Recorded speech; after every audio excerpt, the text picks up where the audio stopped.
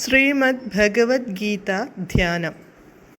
നാരായണം നമസ്കൃത്യ നരം ചൈവ നരോത്തമം ദേവീം സരസ്വതീം വ്യാസം തതോ ജയമുദീരയേത്.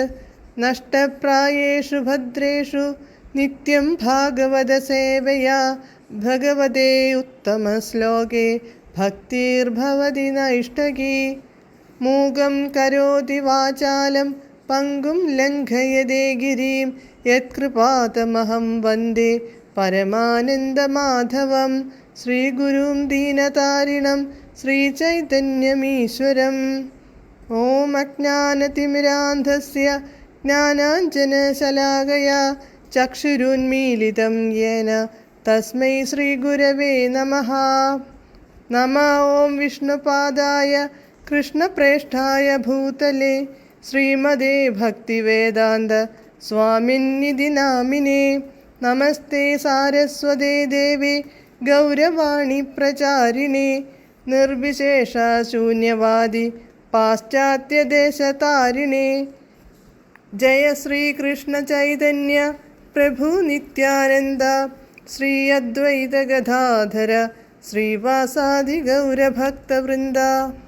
ഹരേ കൃഷ്ണ കൃഷ്ണ കൃഷ്ണ ഹരേ ഹരേ, ഹരേ രാമ രാമ രാമ ഹരേ ഹരേ.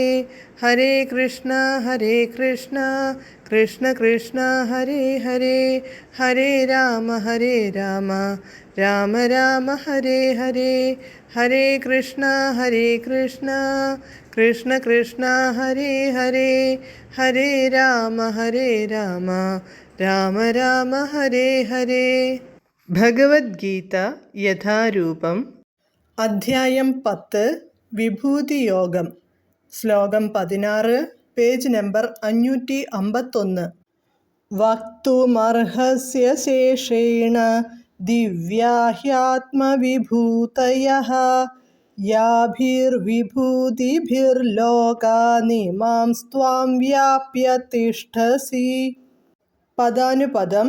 ഹി തീർച്ചയായും, യാഭിഹി വിഭൂതിഭിഹി ഏതെല്ലാം വിഭൂതികളെ കൊണ്ട്, ഇമാൻ ലോകാൻ ഈ ലോകങ്ങളെ, വ്യാപ്യ വ്യാപിച്ചിട്ട്, ത്വം അങ്ങ്, തിഷ്ഠസി സ്ഥിതി ചെയ്യുന്നുവോ, ദിവ്യാഹ ദിവ്യങ്ങളായ, താഹ ആത്മവിഭൂതയഃ ആ ആത്മവിഭൂതികളെ, അശേഷേണ ഒട്ടൊഴിയാതെ, വക്തും വചിക്കുവാൻ പറയുവാൻ, അർഹസി അങ്ങ് അർഹിക്കുന്നു.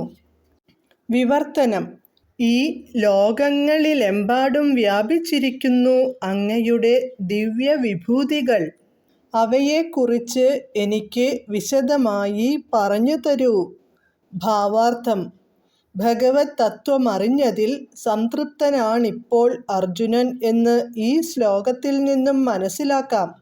വ്യക്തിനിഷ്ഠമായ അനുഭവം, ബുദ്ധിശക്തി, ജ്ഞാനം എന്നിവയും അവയിലൂടെ നേടാവുന്ന എല്ലാ ശക്തികളും കൃഷ്ണന്റെ അനുഗ്രഹത്താൽ അർജുനന് കൈവന്നിരിക്കുന്നു.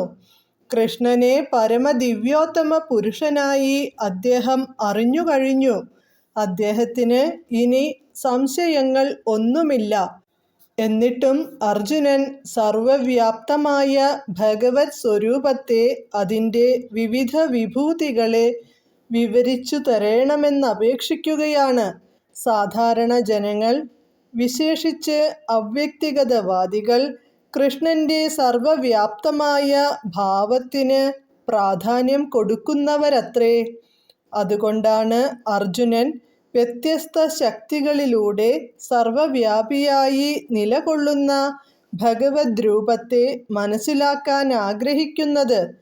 സാധാരണ ജനങ്ങൾക്കു വേണ്ടിയാണ്, തനിക്കായിട്ടല്ല അർജുനൻ ഇതറിയാനുദ്യമിക്കുന്നതെന്ന് ഓർക്കുക. ഹരേ കൃഷ്ണ.